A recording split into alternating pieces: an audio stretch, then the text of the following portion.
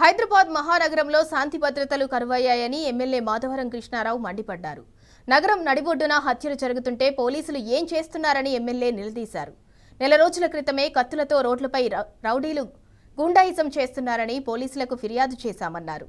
BRS పాలనలో crime rate ఏ విధంగా ఉంది, 20 నెలల కాంగ్రెస్ పాలనలో ఎలా ఉందో పోలీసులే నిర్ధారించాలన్నారు. సహస్ర కుటుంబానికి న్యాయం చేసే వరకు బీఆర్ఎస్ పార్టీ పోరాడుతుందని తేల్చి చెప్పారు. బాధిత కుటుంబానికి మాధవరం కృష్ణారావు పరామర్శించారు.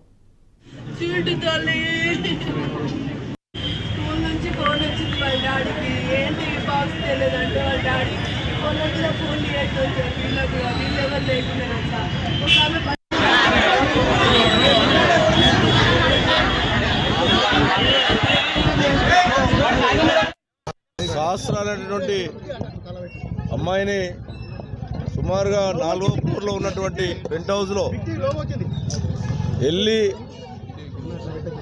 ఆ అమ్మాయిని ఘోరంగా చంపడం అనేది నిజంగా బాధాకరం. ఎందుకంటే తల్లిని కూడా చూస్తూ ఉన్నాం, తల్లి ఆవేదన చూస్తూ ఉన్నాం. నేను గవర్నమెంట్ కూడా అప్పీల్ చేస్తూ ఉన్నాను.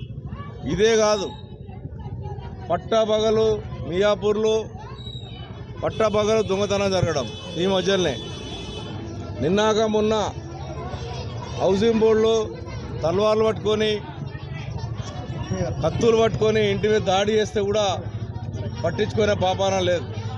నేను మార్నింగ్ హౌసింగ్ బోర్డు ఇన్స్పెక్టర్ చెప్పాను, తల్వార్లు పట్టుకొని తిరుగుతూ ఉన్నారు, 5 మంది వచ్చి దాడి చేసి వాళ్ళ ఇంటికి వచ్చారని చెప్పి మార్నింగ్ ఇలా ఫోన్ చేశాను.